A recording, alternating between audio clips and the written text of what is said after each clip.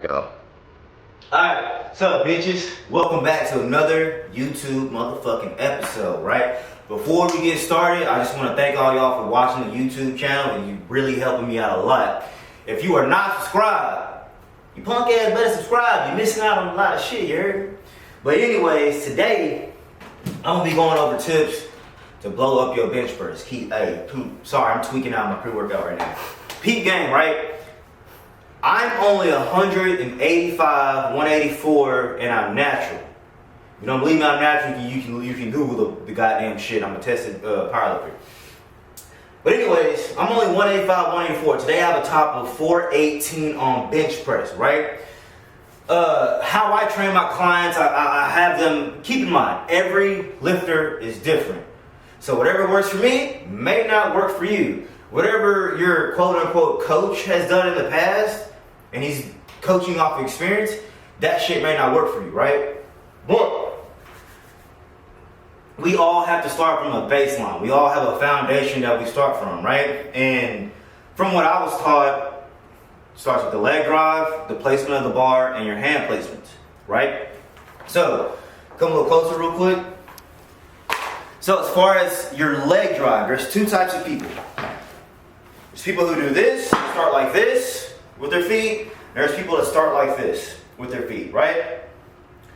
The first tip, if you start like this, you should know, drive your heels down. Same thing, if you're starting flat foot, go with your heels, drive them down, make a hole in the fucking ground. Now, that's not what I want to harp on. What I want to harp on is your actual leg drive. When you're leg driving, you don't want to leg drive up like this, because your butt's gonna come up every single time. You can come closer. Your butt's gonna come up every single time you do that, right? But if I drive, instead of going up, I'm going north this way instead of that way, that's gonna prevent my butt from coming up, and it's also gonna help with that drive going up. Next is the placement of the bar. Too many powerlifters I see do this. They'll place the bar between their chest and their stomach. Why are you doing that? If somebody can give me a reason down below in the comments, please. I really want to know why people bench like that. It doesn't help you. It actually hurts you. You're hitting your freaking sternum every single time. You're bruising it. It's a further distance for you to travel to, when you get the up command and everything like that. But if you place the bar on the highest peak when you bench, you're probably going to have a bigger bench press. Do you know why? Okay, it's because the distance of travel has shortened. If I do this, and I come here, and I put it between my chest and stomach, look at that. Now if I come here, actually my feet placement right and everything, highest point, my stomach. See that? There's a huge difference between this and this. This and this. Try this shit out. Next big tip. Hand placements. Hand placements. Not necessarily whether to go close or wide or anything like that. It's how you gripping the bar, right? I see a lot of people do this. There's nothing wrong with a full grip of the bar. There's nothing wrong with that. Me personally, I don't like doing that. But if you bench like me, you go thumbless, right? The key things that I'm not using these two fingers really to grip the bar. I'm gripping it with my pinky and like this and all this. I'm using the fatty part of my hand, right? So these two fingers all into the fatty part. So the grip, you get a close up grip real quick. It looks like this. I start with my pinky, boom. This is how I'm gripping it, just like that. And this is how I will bench, just like this. Same thing, just like this. So my bench is like this. The reason why I personally do that, this is probably the most important thing. The reason why I personally do that, because it makes it easier for me to bring my elbows in now. So if I do this, it's kind of hard to bring my elbows in, especially when you bench press. I'm sure a lot of lifters have seen this. When people bench like this, full grip, and they go up, yes, when they start, their elbows are in, but as soon as they start, boom, their elbows flare out, and they try to rack it, and they realize it's harder for them. So I'm not saying do it or anything like that, but give it a try. Bench like this with your pinky, ring finger, the fatty portion of your hands, and everything like that. Grip it with these two, tight, tight, tight, and just bring your arms in. And start like this. Your elbows are going to stay in the entire way on your bench.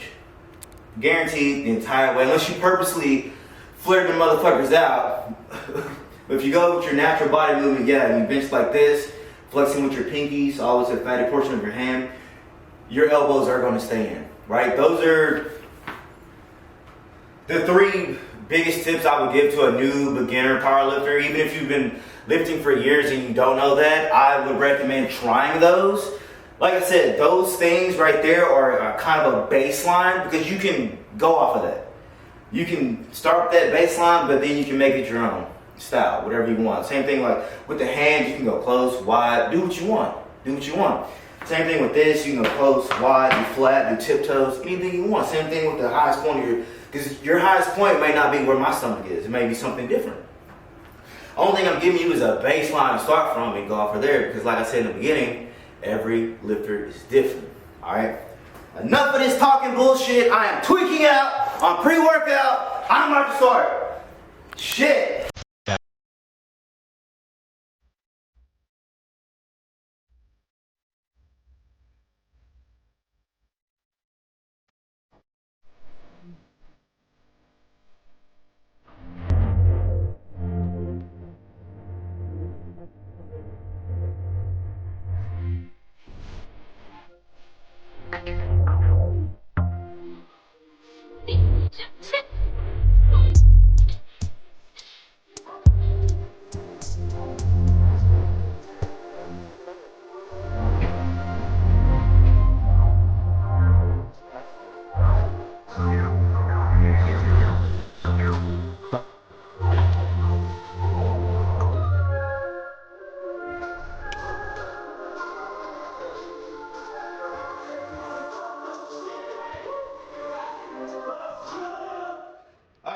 So, 418 motherfucking bench press at 185 body weight. I know what a couple of you are going to say in the comments, oh, it was slow. Or to me it was kind of slow, but that's because I wanted to do a longer pause at the bottom. I'm sure a lot of lifters have gone to powerlifting competitions and everything like that, and they're like, that hold on bench was way too long. I know it's supposed to be a 1 Mississippi up, or wait till the bar has completely stopped. A lot of you judges don't do that. Okay? So the way I train, yeah, I purposely pause for a very long time, because again, a lot of you judges don't do that. Okay? Especially for the elite style lifters, y'all tend to hold us a little bit longer than a regular lifter. I don't think that's right. If the bar stops moving, give us the fucking up command. Cool? Alright, so, or if they don't do that, more likely the judges won't do that because they're, entitled and bullshit, but just train for long pauses. Just might as well start training for long pauses. If you're one of those lifters who want to do this sport for a very, very long time, and you plan on going to a national competition, a world competition, or even going overseas, you might want to train bench pauses. Heavy, right? Because if you can't do it, if you can't pause it with lower weight, you probably can't pause it with a heavier weight, right? And in my weight class, for my opinion, I feel like bench wins in my weight class. Because, fuck, everyone can deadlift. There's 18-year-old kids out there deadlifting 800 pounds, but their bench fucking sucks. There's kids out here deadlifting fucking 900 hook grip and shit like that easily, but their bench fucking sucks. Which is the reason why I say bench press wins competitions if you're in like my weight class or something like that, right? But there are a couple big benchers. I do believe Russell's one of them. That Danny guy, Austin fucking Perkins, Jesus Christ. He eats fucking baby fetuses and he's fucking strong. That's insane. Myself, there's a lot of big benchers in my weight class, but there are very few like 450 and above benchers in my weight class. You know what I'm saying? For the bigger competitions and everything like that. What's next? So after this, I'm going back down, right? And I'm gonna do Larson presses. Larson presses, they help me a lot. I like doing Larson presses because it makes it to where I don't solely rely on my leg drive, right? If I know I put 402 on the bar and I think I can Larson presses, I know I can go into a comp and just easily hit 402 just to get on the board, right? But for me personally, I feel like Larson presses have definitely increased my bench because it made it to where, okay, I'm not going to rely on my leg drive. I need to, focus on engaging my rear delts, elbows, keeping everything locked in, taking a deep breath, making sure core is tight and everything like that. I do see some people wearing a belt while they bench press, which that is completely fine. I sometimes wear a belt when I bench press, right? But if you are wearing a belt while you bench press, just keep in mind that core needs to stay tight. Same thing as if you're squatting. Your spine needs to be pressed up against that belt, stomach, fat like a fat guy, right? Breathe out, everything stays tight. Boom. I personally think wearing a belt, it does make it easier for you to bench. It does make it easier, especially if you're trying to see where to put the bar at and everything like that. Another big tip that a lot of people aren't doing that will definitely help you guys out. This is the last one, and we'll move on to accessories, right? When you bench, you will notice, or at least when I bench, right? I'm like this. I'm coming down. I'm not moving really slow, but I'm making sure I come down. I'm looking to where I need to land it. But as I come up, my chin is staying tucked. So I'm benching like this. I'm doing this as I bench, right? So as I get ready to bench, I'm looking. All right, up. My chin is tucked in like this. And my whole spine from here is straight flat. So it looks like this, right? Curved, and then everything else is flat. Try that. Just tuck your chin. You can ignore all that. That's a little bit too much into detail, but when you do it, you don't have to do it, and you get the up command and everything like that, tuck your chin and see the difference. See if it actually helps you. If it does help you, keep doing it. Your bench is probably going to go up a lot. If it doesn't help you, you can go out in the comments and let me know if you're doing it right, and I'll tell you if you're doing it right or anything like that. But from my experience, tucking the chin does help a lot. Let's move on to accessories. Alright, same shit, different day. Headed to the OG Metro Flex. I'll be like, oh, you go there all the time. Yeah, because I like the fucking vibe of it. That's why I go there. I hate going to commercial gyms and shit be sugar coated and sweet and all that shit. I don't like that shit. That's not real. That's not powerlifting. It's sugar coated for the the normal people. I feel like people who do powerlifting, strongman, even bodybuilding, shit like this, you're a different breed of people. Stop sugarcoating shit, having everything easy for you. If you're a competitor, you should make your training harder than the actual competition that you're going to be competing in. Like, see this dude in this Camaro? He probably has a very tiny penis because he goes to like a Planet Fitness or something. But it's okay. We don't judge over here. But anyways, we're headed to the OG Metro Flex. Going to do my accessories for my chest and shoulders. We're going to be starting off with Larson presses first. Knock that out the way, right? Probably do some floor presses, some close grip incline press. All this will be on a short that I'll probably upload later on. Then I'm just going to switch to my shoulders, do 3 workouts for that. Normally on my heavy days, I really don't do a lot of accessories, but I do enough. Let me say that.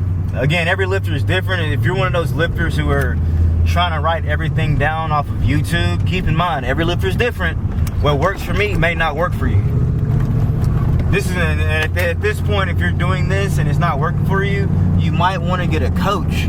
I'm not saying have me coach you. I don't give a fuck who you have coach you. But I would, if I was stuck at something, I didn't know how to do something, and YouTube videos weren't working for me, I would go out, do my research, and probably find an actual coach. You know, just so I wouldn't hurt myself. That's the biggest key with something shit like this is safety. But yeah, we're about to do this motherfucking shit, homie. With the fucking baseball first. It's just to get a little warm up, and I'm doing about 3 sets of 20. Right? So as I'm doing, I see a lot of people just rush think of oh shit, doing this. As I'm doing this up to my face, I'm actually squeezing the shit out of my traps, and there it goes.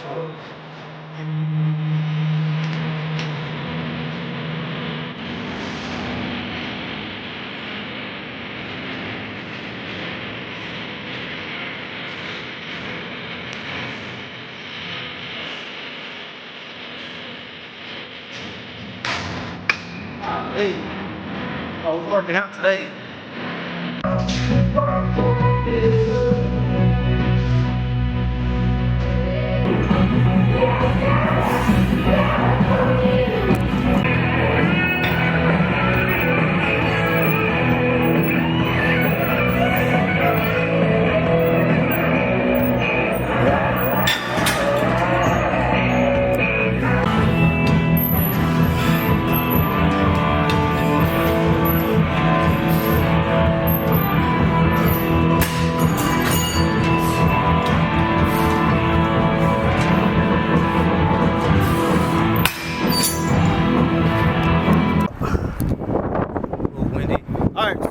See, I just did my accessory workouts.